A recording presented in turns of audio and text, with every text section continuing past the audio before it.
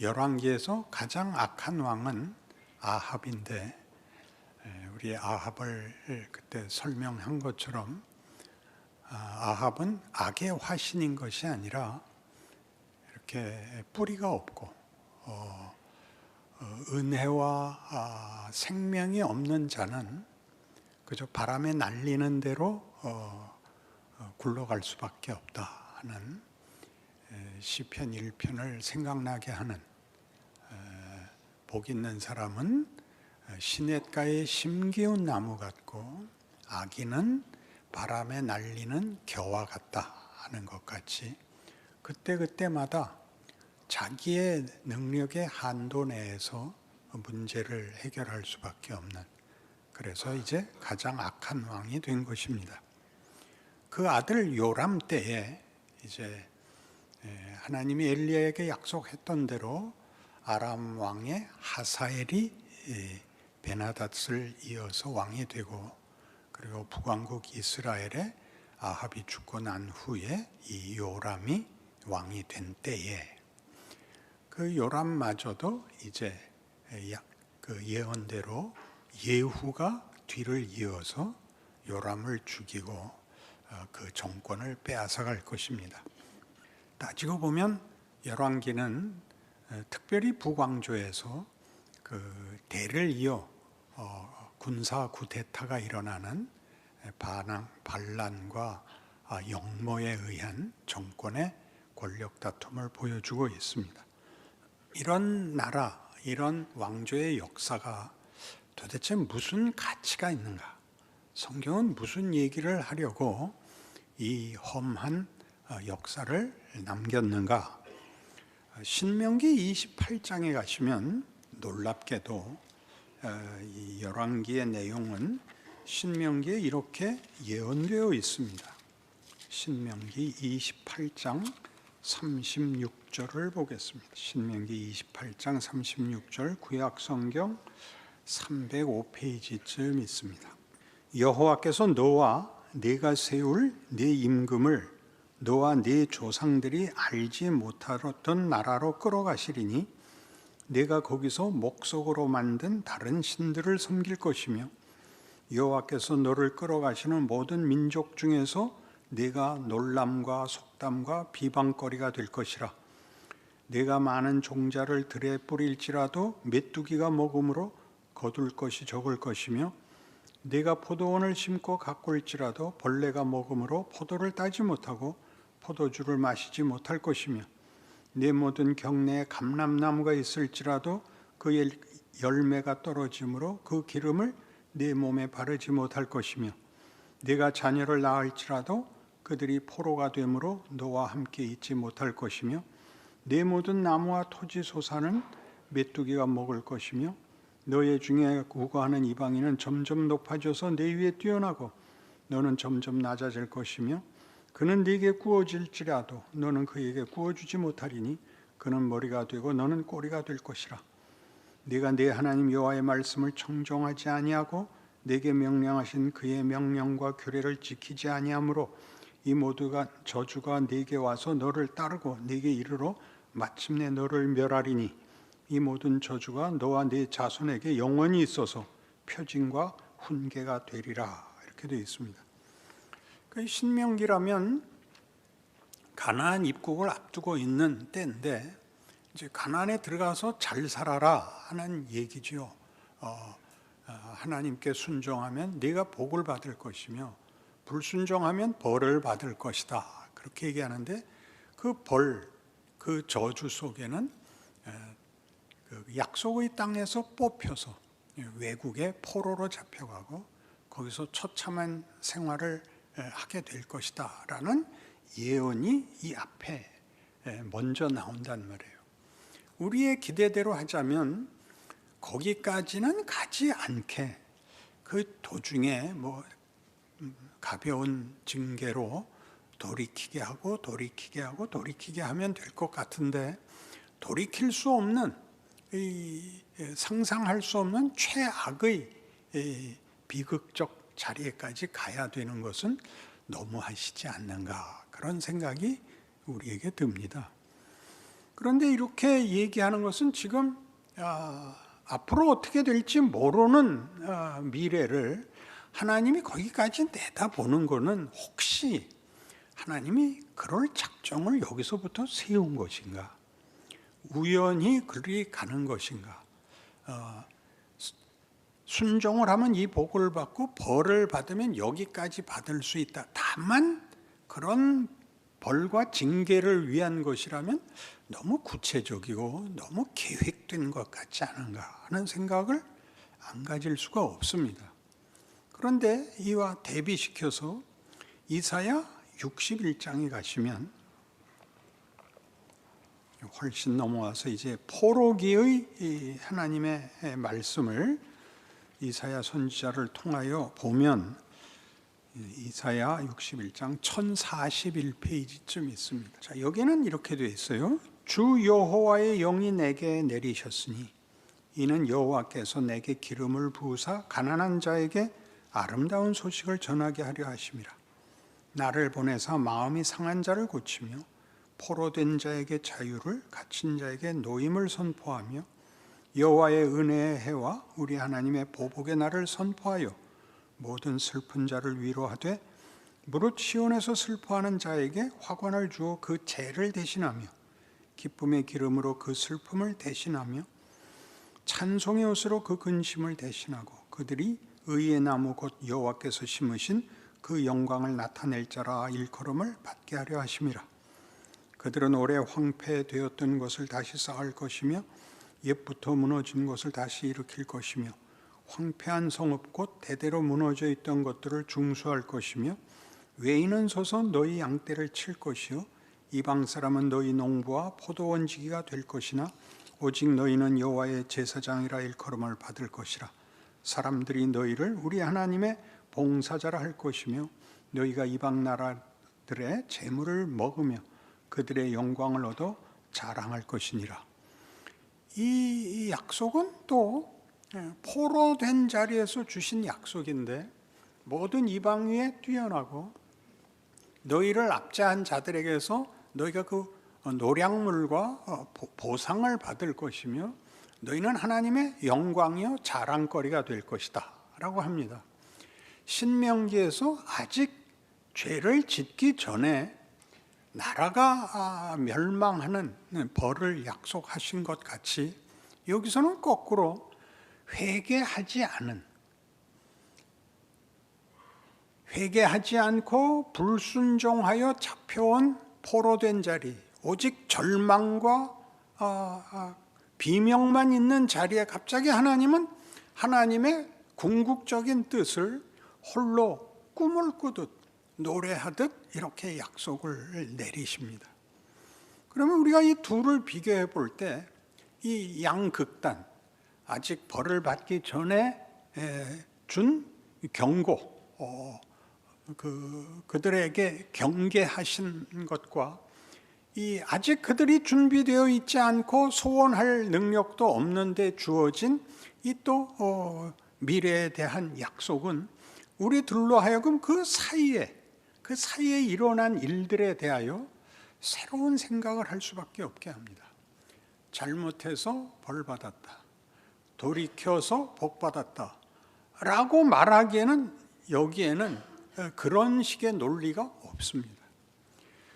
저주와 경고가 극심할 수는 있으나 그 벌을 받은 자들에게 하나님이 그들이 그 벌을 면제받고 혹은 회개를 해서 이제 회복이 되고 이제 새로운 하나님의 꿈이 약속되려면 여기에서 일어나야 되는 포로기의 이스라엘 백성들의 현실로는 꿈꿀 수 없는, 하나님이 약속할 수 없는 일들이, 그러니까 마치 앞에서도 너희가 잘못하면 벌을 받을 것이다 라는 얘기인지 너희는 벌을 받아야 영광의 자리에 간다라는 얘기인지 우리로 하여금 새로운 이해를 도전하는 것입니다.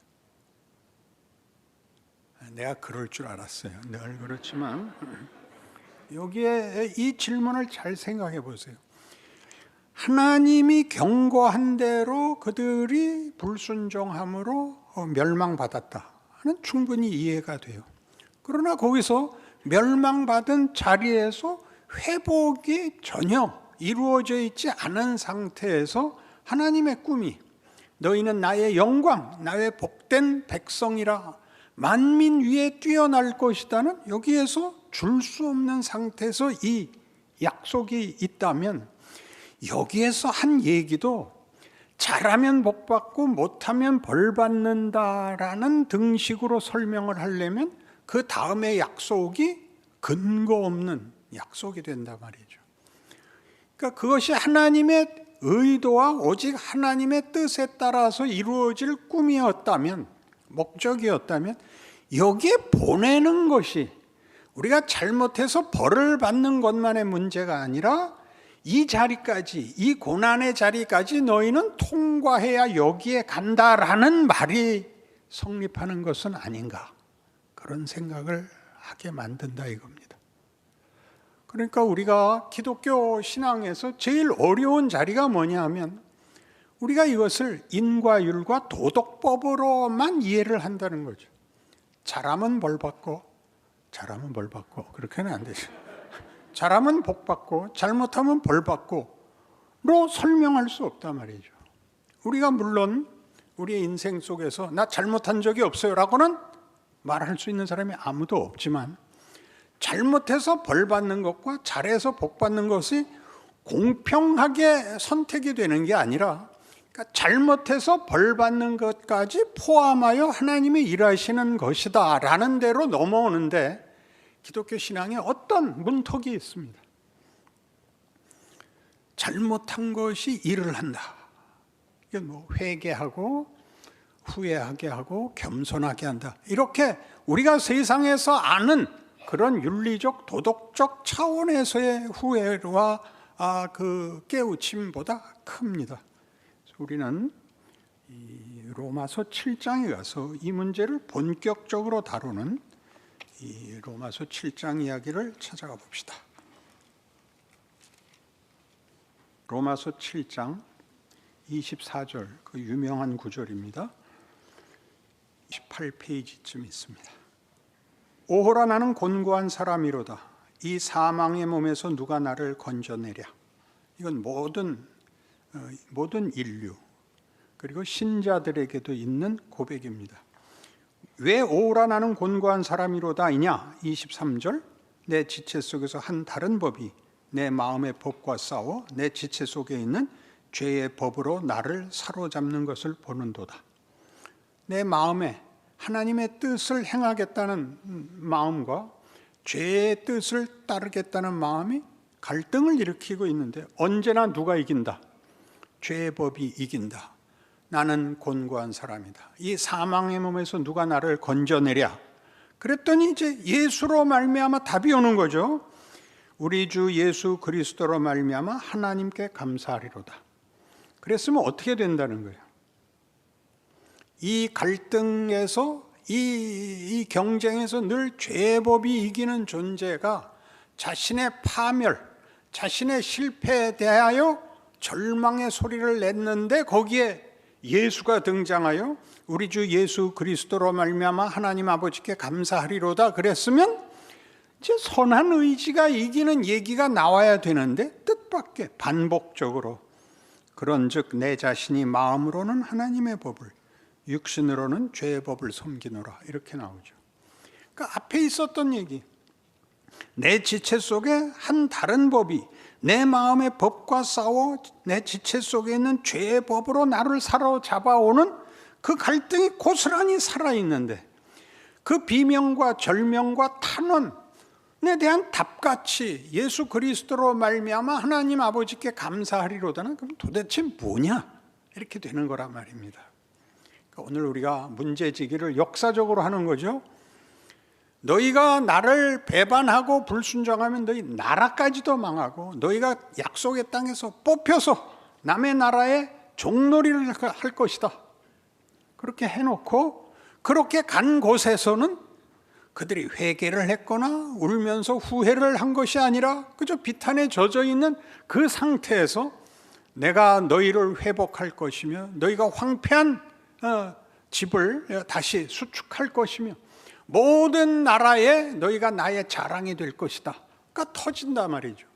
그러니까 앞에 있었던 얘기는 우리가 충분히 우리의 보통 논리로 잘하면 복받고 못하면 벌받는다라는 논리로 충분히 이해가 됐지만 이 상태에서 내 꿈은 내 백성에게 영광을 베푸는 것이다. 그러니까 왜 여기서 터지냐 말이죠. 이렇게 하려면 이 앞에서 너희 나를 순종해라. 그래서 그들이 전념으로 하나님만 섬겨서 블레셋이 덤빌 때도 쳐다도 안 보고 이웃의 모든 우상들이 와서 유혹을 해도 침뱉어버리고 말고 그래서 하나님이 맞다.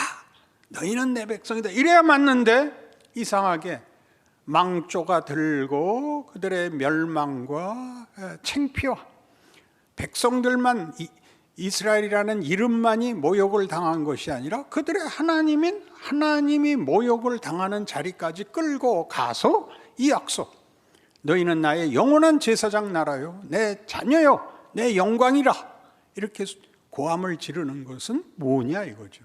지금 로마서 7장에서 본 거죠. 내 속에 선한 의지가 있는데 늘 악한 의지한테 지더라.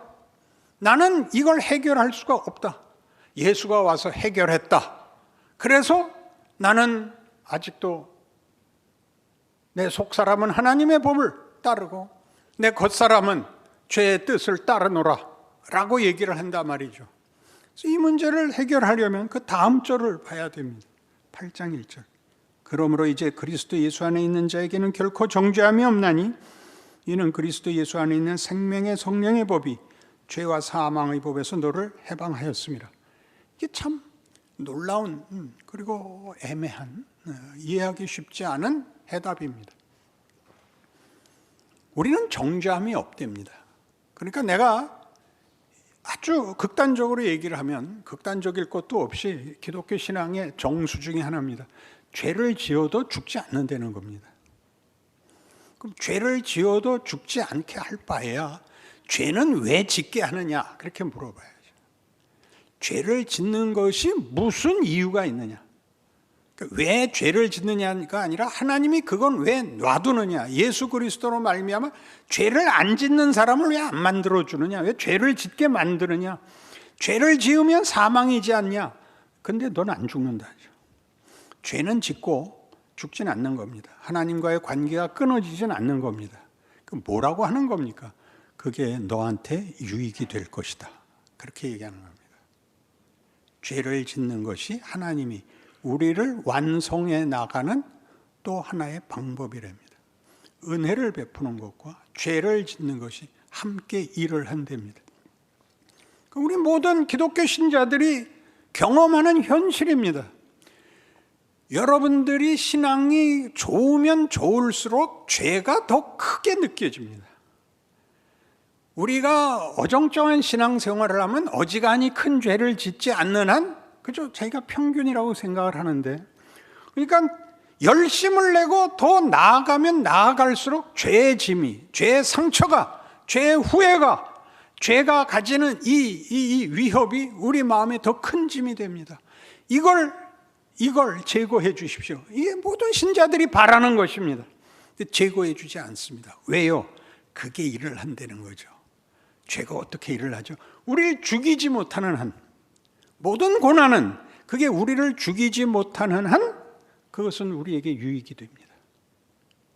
우리가 그 고난으로 죽어버리면 그 고난은 최악의 재앙이 되지만 우리를 죽이지 못하는 것은 우리를 훌륭하게 만듭니다. 요즘 최고의 인기가 빠찡코죠. 우리나라 사람들이 이렇게 훌륭한 사람이었던가? 는 뭐 때문에 나타나죠? 이거 일본 사람들이 들으면 안 되는 얘기인데 일본 놈들이 악질로 굴어서 우리가 얼마나 훌륭한지가 증명이 되는 현실이 됐습니다. 그리고 우리가 서양 사람들이 볼 때 이해할 수 없이 생긴 것, 그 배달의 눈, 요새 다 고양이 눈이 됐죠. 원래 고양이는 배달 민족이 아닙니다. 배달의 눈은 웃을 때 없어져야 되는 겁니다. 이 모든 것이 우리한테 지금 어떤 세계인들에게 경위가 되고 있다고요. 여태껏 유대인이 가장 뛰어나다고 생각했는데 알고 보니까 유대인은 쪽도 못 쓰더라. 이 배달의 민족은 배달에서나 배부터 다르거나, 성경이 이 얘기를 하고 있죠. 이게 일을 한다. 여러분 가만히 생각해 보세요. 여러분이 용기를 낼 때는 그 용기를 내면 모든 것이 다 해결이 되고, 글로 오라고 부르고, 그 에스컬레이터를 타듯이 발만 얹어놓으면 가는 길엔 용기라는 게 쓰일 데가 없습니다. 용기란 불 붙는 데를 뛰어 들어가야 되는 것이고, 목숨을 각오해야 되는 일에서만 일어나는 덕목입니다. 하나님이 우리를 도대체 뭘 만들려고 그러는 건지 상상이 가지를 않습니다. 죄를 없애고 죄를 안 짓고 정도가 아니라 죄를 짊어지고 따라오려는 겁니다. 그게 십자가죠.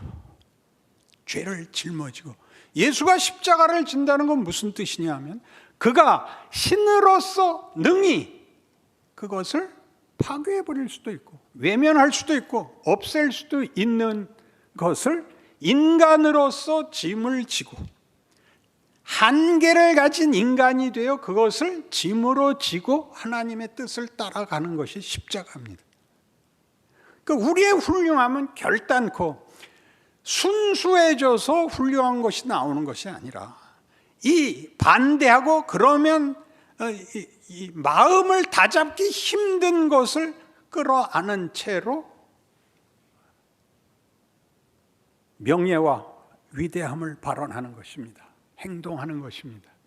그러니 우리가 성경에서 가장 놀라는 것은 로마서 12장에 와서 이런 거죠. 12장 14절, 너희를 박해하는 자를 축복하라. 축복하고 저주하지 말라. 즐거워하는 자들과 함께 즐거워하고 우는 자들과 함께 울라. 서로 마음을 같이하며 높은 데 마음을 두지 말고 도리어 낮은 데 처하며 스스로 지혜 있는 채 하지 말라. 아무에게도 악을 악으로 갚지 말고 모든 사람 앞에서 선한 일을 도모하라. 할 수 있거든 너희로서는 모든 사람과 더불어 화목하라. 내 사랑하는 자들아, 너희가 친히 원수를 갚지 말고 하나님의 진노하심에 맡기라.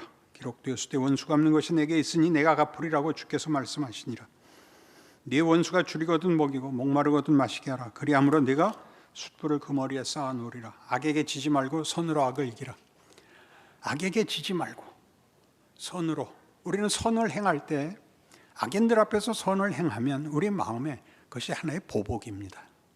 너는 나쁜 놈이다를 증명하기 위해서 선한 길을 택하는 겁니다. 네가 지랄 떠는 것은 잘못한 거야. 난 이렇게 착한 사람이라고 라는 보복 행위라는 겁니다. 그렇게 선을 행하는 것이 아니라 악당이 악하게 구는 것은 자기 역할을 하는 것인데, 그것으로 인하여 그걸 보복하거나 그를 뒤집어서 너 자신을 증명하지 말고 너는 내 역할을 해라. 그게 선을 행해라입니다. 그러니까 뭐가 나왔어요?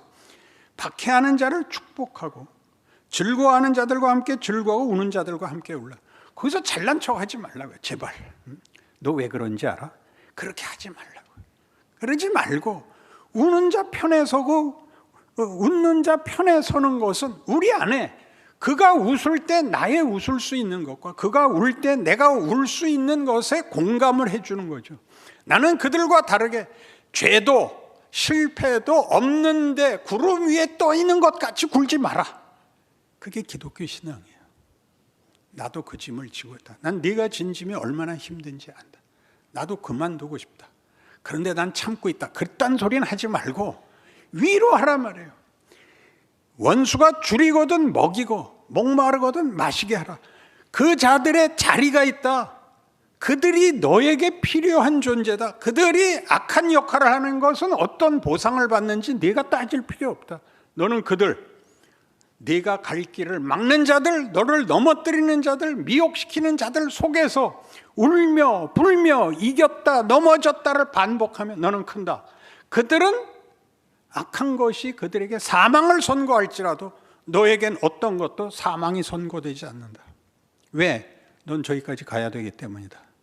네가 넘어지면 내가 일으킨다. 네가 자폭하면 내가 물 마시고 일으킨다. 엘리야한테 그랬잖아요. 엘리야가 나가 자빠졌을 때 어떻게 했어요? 천사가 와서 물 먹이고 떡 먹이고 연 먹이고. 신앙생활이 뭔지를 알아야 돼요. 하나님이 어떻게 무엇을 만들려고 하는지. 그러니까 선으로 악을 이기라의 자리에 서려면 우리가 우리 마음의 모든 악을 버리고 모든 시험거리에 대한 감각이 없어지고 오직 선만 남은 순도 100%의 그런 정결함으로 가는 게 아니라 할 수 없는 말을 하기 위해서 마음의 갈등을 이기는 온몸에 혈관이 터져 나오는 그런 노력을 하다가 실패하고를 반복하여 그 경지에 간다고 말하는 것입니다. 그것이 하나님이 우리에게 훈련시키는, 만들어내고자 하는 거예요. 그러니까 하셔야 돼요. 마음에 온전한 생각이 들어서 거룩한 말이 나오기를 바라면 평생 안 나와요. 그걸 이기고 좋은 말을 해야 돼요. 진심이 아닌 말을 해야 돼요. 진심으로는 야 이 쌍이 나올 때 오 형제요 그러라 이거예요. 알아들어요. 이거는 실력이라고요. 겪어보고 극복한 자만이 하는 거예요. 요새 하는 손흥민 안 해요. 손흥민 놀라죠. 수비보다 반박자 빨라요. 그래서 슛이 골로 연결되는 거예요. 요새 대비되는 프로가 있어요. 뭉쳐야 찬다. 거의 제일 큰 문제는 다 국가대표 출신들이라서 이게 너무나 체력이 좋아요. 근데 그 결정력이 없어요.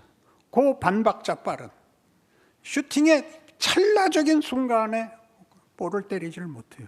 그 차이죠. 쉬운 게 없죠. 골키퍼 없고 수비 없는데 갖다 넣으라 그러면 누가 못 넣겠어요. 그걸 뚫고 넣는 것에 그 인간이 실력과 기술을 떠나서 인격과 정신이 달라진다는 사실입니다. 모든 인류 선수들은 다만 기술적이지 않습니다. 그들은 다 정신적으로 달라집니다. 기독교 신자들의 탈은 이걸 전부 회개라는 이름으로 누구를 비난한 것으로 결국 자기 짐을, 자기 됨을 핑계대고 있다는 사실입니다. 부활절날 이렇게 핏대를 올려도 돼요? 그럼요. 예수님이 피 흘려 죽으셨거든요.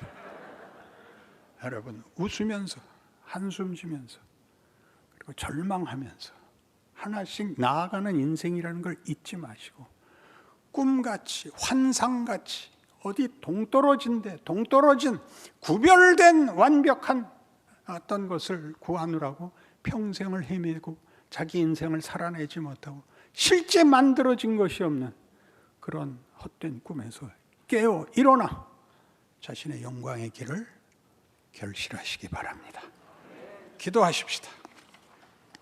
하나님 아버지 은혜를 감사합니다.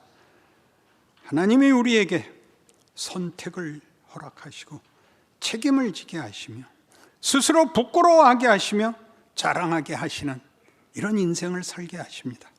영광의 자리에 이르기 위하여 눈물과 땀을 흘려 노력하고 반복하여 그 영광의 자리에 설 것을 하나님이 약속하셨고 우리도 오늘 약속합니다. 우리의 잊을 수 없는 부활절이 되게 하여 주옵소서. 예수님 이름으로 기도합니다. 아멘.